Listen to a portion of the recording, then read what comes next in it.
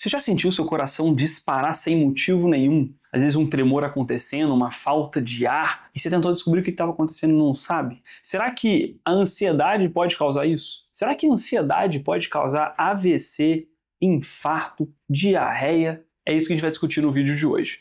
Mas antes disso, se inscreve no canal, deixa seu like, ativa o sininho, comente, peça dicas, sei lá, pega qualquer coisa aqui, conversa com a gente, pô.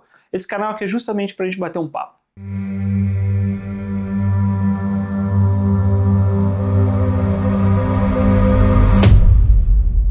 Então, afinal de contas, será que a ansiedade pode ser responsável por tudo isso que você está sentindo ou tem alguma outra doença por trás que está gerando todos os seus sintomas? Eu sou João Marcos, sou neurologista e trabalho com isso há mais de 12 anos no consultório e é sobre isso que a gente vai discutir aqui agora. A ansiedade ela tem o poder de mudar o meu corpo físico ou não?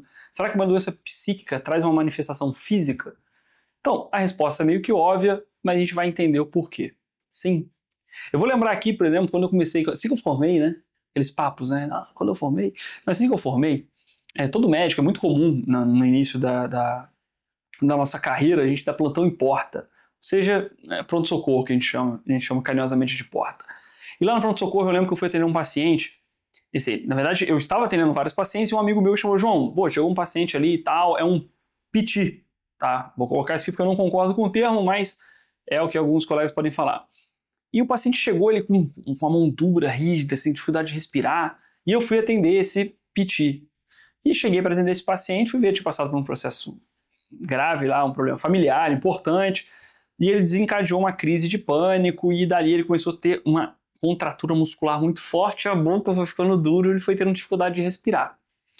Beleza, atendi o paciente, mediquei, ele relaxou, acalmou, descartamos outras coisas e ele foi liberado. Foi para casa. E aí no outro plantão chegou novamente esse meu amigo e falou assim, João, vamos lá, você tem paciência para conversar com o pessoal lá, vai lá, tem um outro PT para você atender. E aí quando eu cheguei, eu fui ver esse paciente, foi engraçado, Eu falei, esse PT, ele está se manifestando da mesma forma que o anterior. E eles nem se conheciam, nem conversaram. Ele também chegou com rigidez, como se fosse um trismo, uma boca muito travada ali. E eu fui ver o paciente, atendi e tal, e depois eu fui tentar estudar um pouco para entender essa manifestação. Quando a gente está vendo que existe um conjunto de sinais e sintomas, uma manifestação sindrômica acontecendo na minha frente, de pacientes diferentes que nem se comunicam, eu falei, isso aqui na verdade é uma doença que se manifesta assim.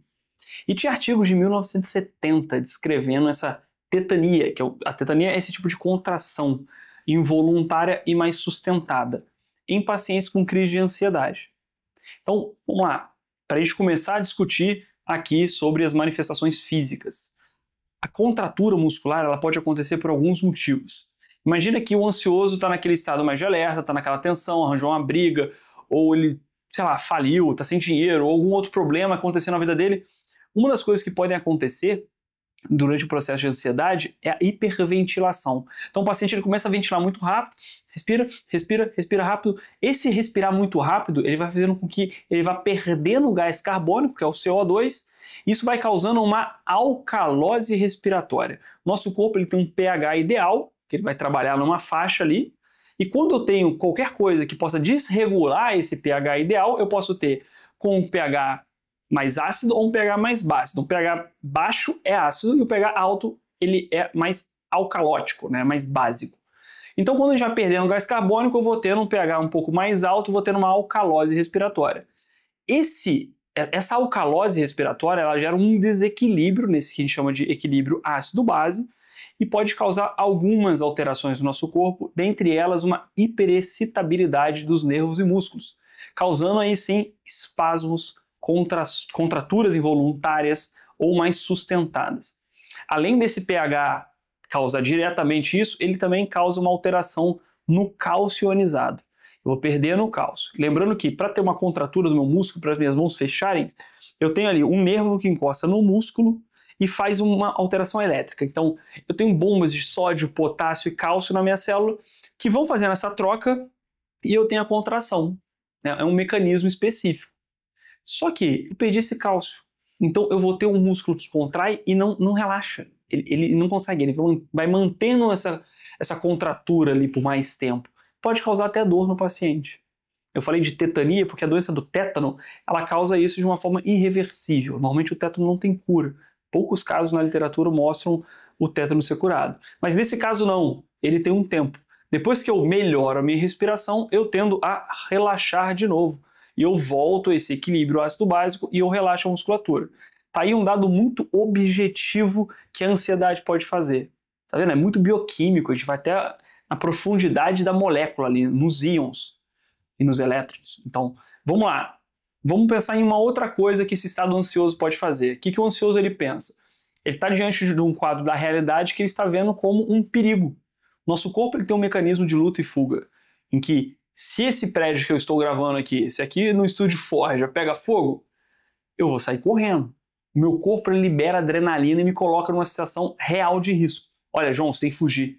Existe um risco iminente acontecendo aqui. Então, uma liberação de adrenalina, meu cortisol sobe, os meus músculos eles melhoram, meu coração bombeia mais rápido. O problema do ansioso é que ele está vendo situações que não trazem risco como situações de risco. E eu tenho uma liberação de noradrenalina e outras catecolaminas, outros hormônios, inclusive o cortisol, e eu tenho situações que não eram para acontecer, como ataque cardíaco. Então eu posso ter sim uma alteração cardíaca e cardiovascular devido a esse estado de ansiedade. Eu me lembro de uma paciente que me chamaram para ver no hospital, era um AVC que tinha acabado de acontecer, e a gente tem um tempo rápido para chegar no hospital. Cheguei ao hospital, fui colher a história. O que aconteceu? Doutor, eu estava em casa e descobri que a minha vizinha havia infartado e falecido. E ao descobrir isso, eu fiquei desesperada, ansiosa, nervosa e comecei a sentir meu lado todo dormente e ela simplesmente teve um AVC. Provavelmente fez um pico hipertensivo ou fez uma alteração cardiovascular, uma arritmia e liberou ali um trombo, enfim, um vasoespasmo, alguma coisa aconteceu para ela ter uma interrupção de sangue, de circulação momentânea em alguma artéria no cérebro e gerou um AVC isquêmico no paciente. Isso causado por um transtorno agudo, por uma tensão, por uma ansiedade. Existe outra síndrome cardíaca que chama de síndrome de Takotsubo, que significa em japonês armadilha de prender polvo. É bem bizarro isso, vocês podem dar uma olhadinha na foto aqui, ó, a gente coloca essa fotinha aqui.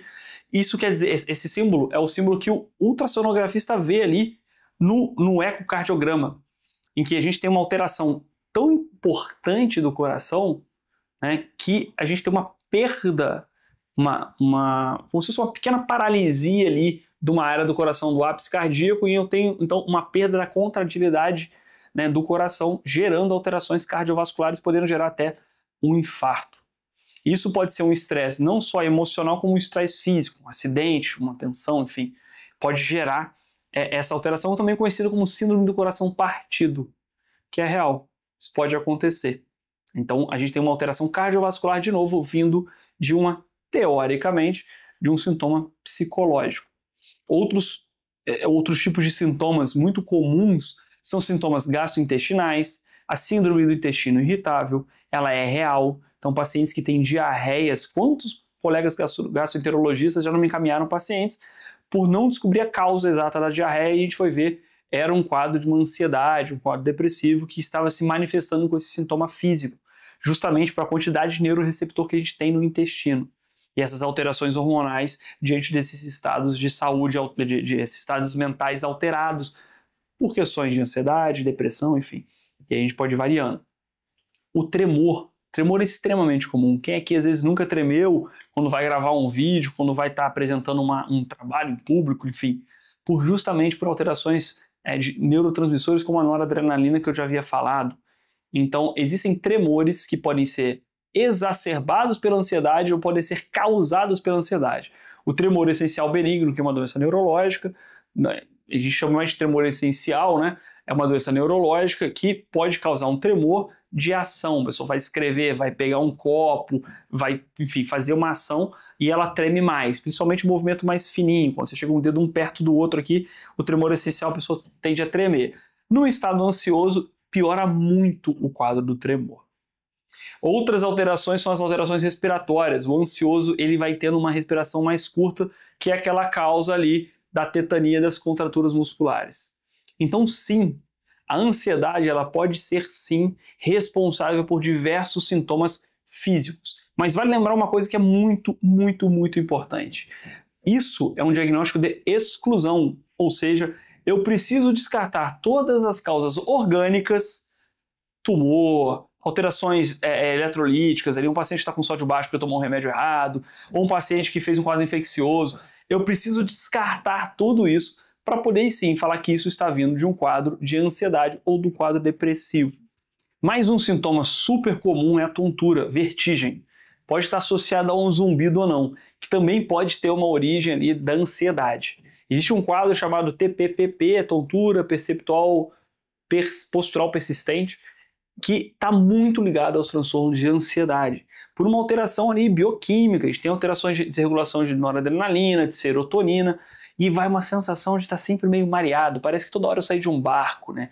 Se eu ando ali, não é aquela vertigem da labirintite, mas é uma sensação meio diferente, estivesse pisando em ovos, pisando em nuvens.